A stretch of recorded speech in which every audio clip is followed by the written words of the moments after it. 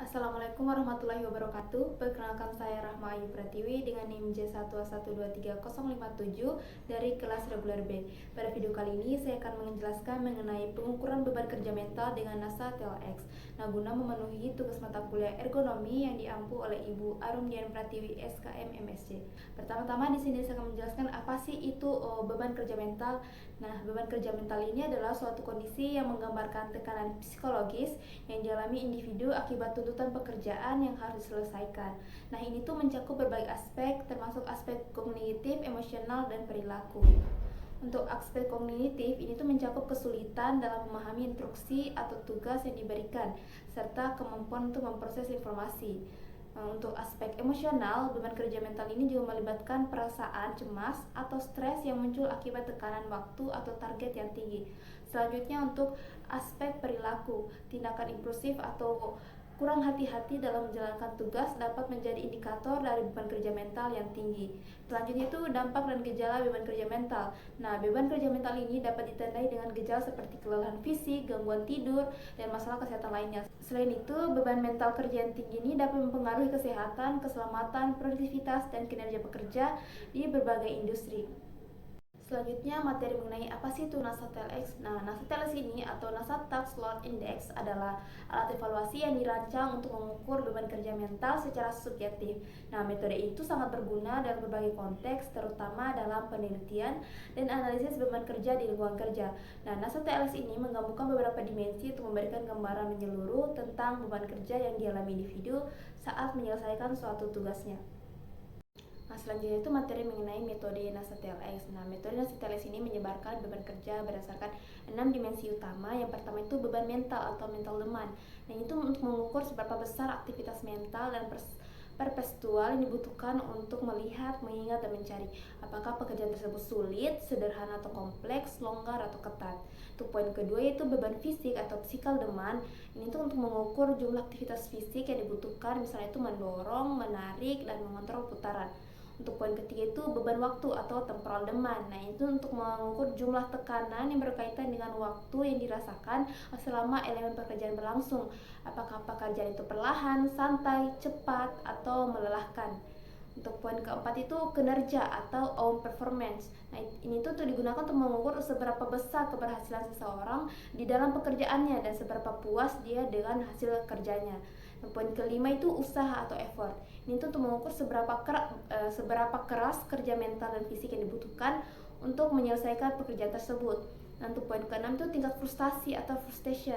Dan itu tuh digunakan untuk mengukur seberapa tidak aman, putus asa, tersinggung, terganggu dibandingkan dengan perasaan aman, puas, nyaman, dan kepuasan diri yang dirasakan. Responden yang membantu saya untuk mengisi kuesioner pengukuran beban kerja mental adalah Ibu Marliana SP yang dilakukan pada tanggal 24 November 2024 pada hari Minggu. Beliau ini bekerja di Dinas Pertanian Kota Kendari sebagai penyuluh pertanian dan beliau ini berusia 42 tahun.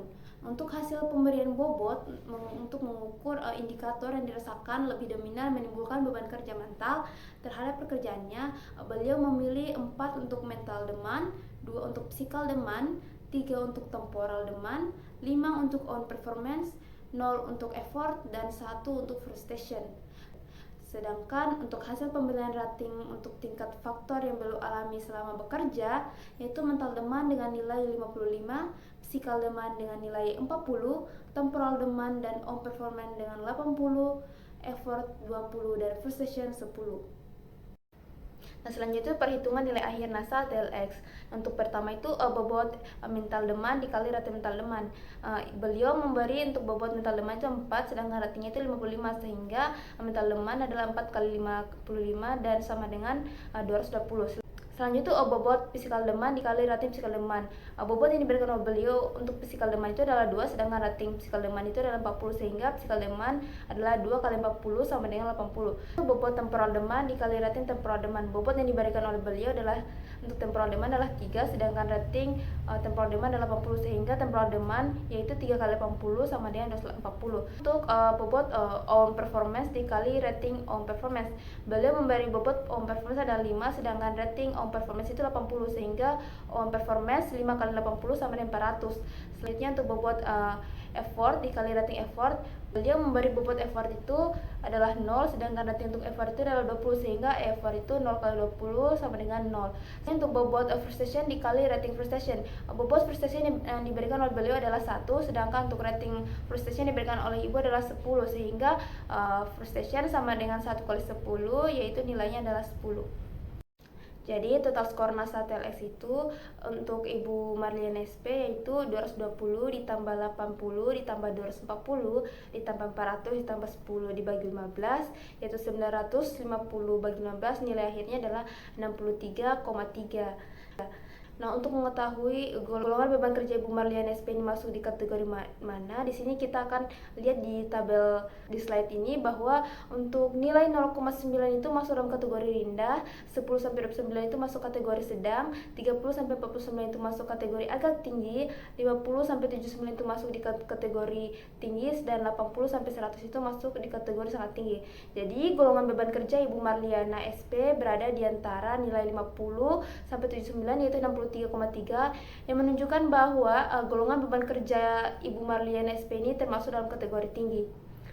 Baik, itu saja materi yang dapat saya jelaskan mengenai pengukuran beban kerja mental dengan NASA TLX. Kurang lebihnya mohon dimaafkan. Saya ucapkan wassalamualaikum warahmatullahi wabarakatuh.